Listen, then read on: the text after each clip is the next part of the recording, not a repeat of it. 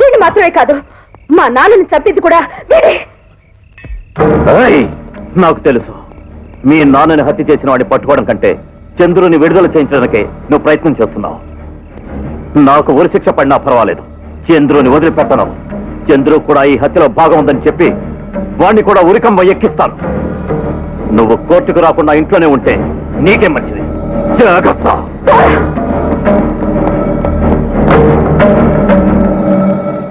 జీవా, చెప్పు జీవా, ఎవరికోసం ఇచ్చేసావు? ఇది ఎవరు చేయమని చెప్పారు? చెప్పు జీవా, చెప్పు.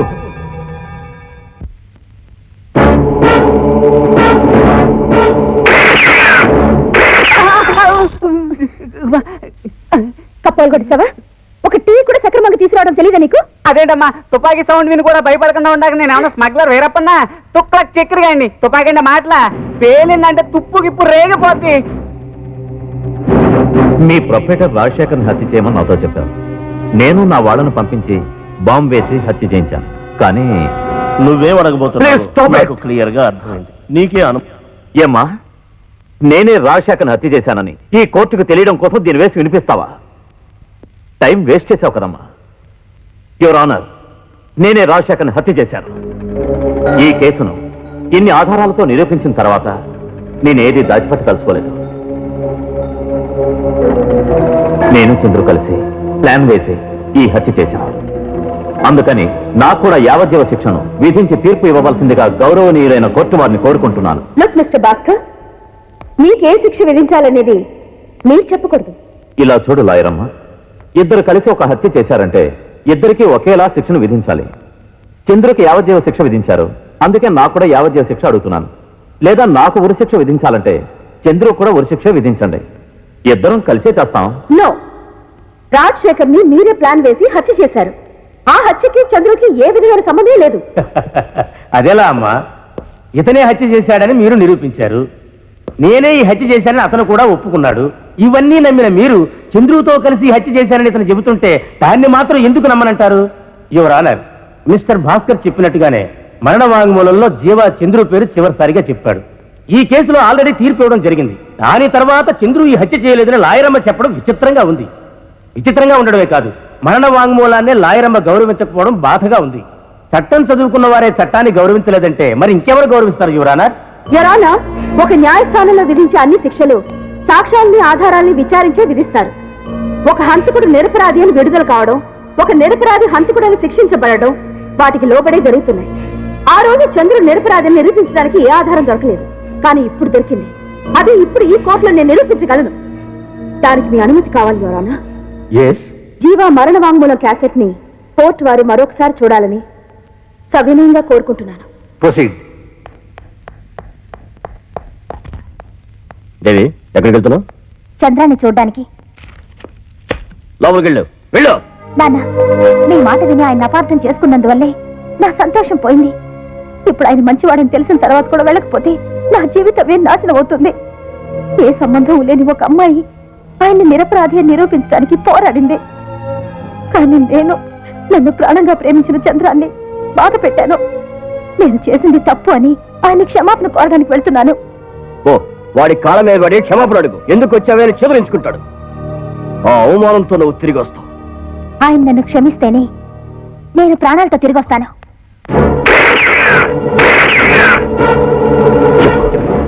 రాజశేఖర్ హత్య చేసింది ఎవరు? చంద్రు. ఏమ్మా, ఇప్పుడు కూడా చంద్రునే చెప్పాడు. ఇంకెన్నిసార్లు ప్లే చేసినా చంద్రునే చెప్తాడు. ఏదో ఆధారం దొరికిందని చెప్పావే. యరానా, మరణ వాంగ్మూలం ఇవ్వడానికి ముందు జీవాన్ని హత్య చేయాలని ఒకటి తుపాకుతో కాల్చాడు. ఆ శబ్దం వినగానే అందరూ బెదిరి పరిగెత్తారు. కానీ జీవా మొహంలో మాత్రం ఎలాంటి చలనం లేదు. ఎంత బాధలో ఉన్నా కూడా తుపాకీ శబ్దం విన్న వెంటనే, పైగా అతని చెవి పక్కనే పేలినప్పుడు ఏ చలనం లేకుండా ఉన్నాడంటే ఏంటి అర్థం? అతనికి వినే శక్తి, చూసే శక్తి పోయిందని అర్థం. అతను స్పృహలో లేని సమయంలో రాజశేఖర్ని హత్య చేసింది ఎవరని ఇన్స్పెక్టర్ అతన్ని ప్రశ్నించాడు. ఎక్స్క్యూజ్ మీ, ఇన్స్పెక్టర్ అడిగిన ప్రశ్న వినిపించలేదంటే సమాధానం ఎలా చెప్పాడు? అది కూడా చంద్రు పేరు మాత్రం ఎందుకు చెప్పాడు? యువర్ ఆనర్, ఇన్స్పెక్టర్ అడిగిన ప్రశ్నకు అతను సమాధానం చెప్పలేదు. చనిపోయిన జీవ చంద్రు ఒకే రూమ్ లో కలిసి ఉండేవాళ్ళు, ప్రాణానికి ప్రాణంగా మెలిగేవాళ్ళు. జీవ చనిపోయేటప్పుడు చంద్రుని చూడాలని ఆశపడి ఉంటాడు, చంద్రుతో నిజం చెప్పాలని తప్పించుంటాడు. అందుకే చంద్రు పేరు చెప్పుంటాడు. అలా అని మీరు ఊహిస్తున్నారమ్మా? ఇది నా ఊహ కాదు. ఎవరైనా సరే బాధపడే సమయంలో కావలసిన వాళ్ళని పిలుస్తారు. ఇది నేను ఒప్పుకోను. మీ అనుమానం వల్ల ఏ నిర్ణయం తీసుకోవడానికి వీలు కాదు. ఈ కోర్టుకి ఆధారాలు అవసరం అమ్మా. అమ్మా! కొట్టింది నేను. నా పేరు చెప్పకుండా ఎందుకు అమ్మా అని పిలిచారు? ప్రతి ఒక్కరూ బాధగా ఉన్నప్పుడు అమ్మ అని పిలుస్తారు, నాన్న అని పిలుస్తారు, కొందరు దేవుడా అని పిలుస్తారు. గాంధీని గాడ్స్ లో షూట్ చేసినప్పుడు కూడా అతను చనిపోతూ హే రామ్ అని పిలిస్తేనే చనిపోయారు. అందుకని రాముని పిలిచి శిక్షించమంటారా? మీరు ఆధారం అడిగారు. మీకు అర్థం కావడం కోసమే నేను మిమ్మల్ని కొట్టాను. I'm extremely sorry. Your honour, మరణ వాంగ్మూలం ఇచ్చేటప్పుడు జీవాకు వినే శక్తి చూసే శక్తి లేదన్నది దయచేసి ఆ క్యాసెట్ని ఇంకొకసారి చూసి న్యాయమైన తీర్పునివ్వవలసిందిగా కోరుతున్నాను.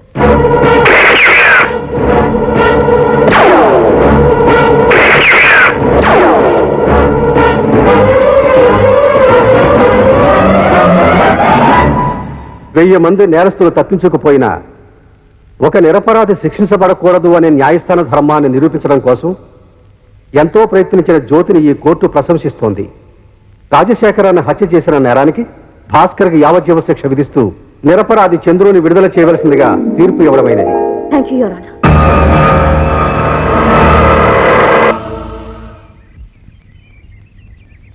కొంచెం ఆగమ్మా, అబ్బాయి వచ్చేస్తాడు.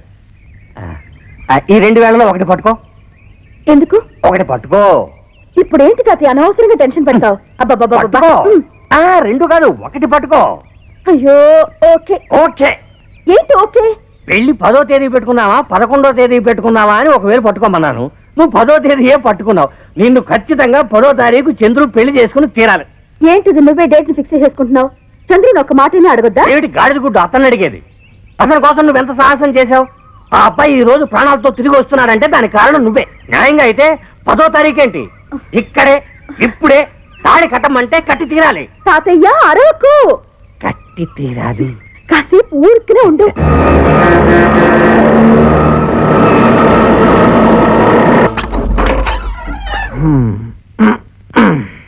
మళ్ళీ ఎప్పుడు వస్తావు గురు? మనిషిని మారనవండరా మోహన్ చూడు. Welcome welcome. థ్యాంక్స్ అండి.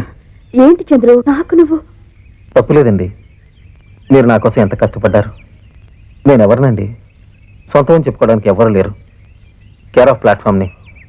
నా కోసం మీరు జైల్లోనే నా జీవితం అంతం అయిపోతుంది అనుకున్నాను.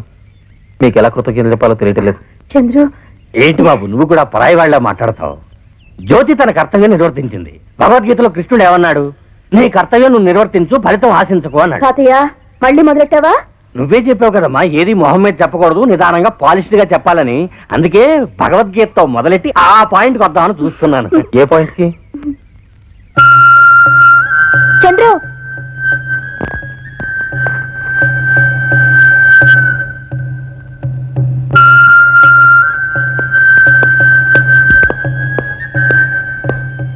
చంద్రు నన్ను క్షమించు చంద్రు. నిన్ను సరిగ్గా అర్థం చేసుకోకుండా ఏదేదో మాట్లాడాను. I love you Chandru, I love you. ఏమిటిది చిన్నపిల్లల? ఊరుకో ఊరుకో.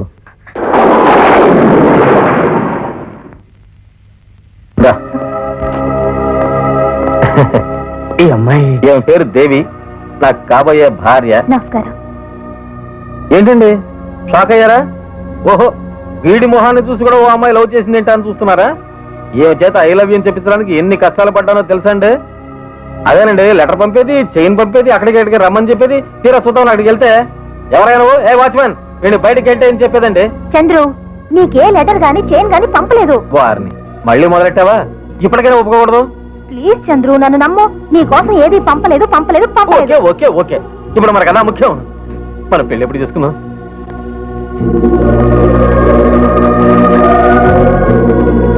పదా 11 ఏదో ఒకటి పట్టుకో పట్టుకో. మరి ఓకే.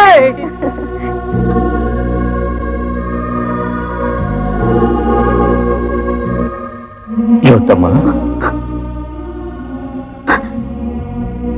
తాతయ్య, నువ్వే అన్నావు కదా తాతయ్య, కర్తవ్యాన్ని నిర్వర్తించు, ఫలితాన్ని ఎదురు చూడకని.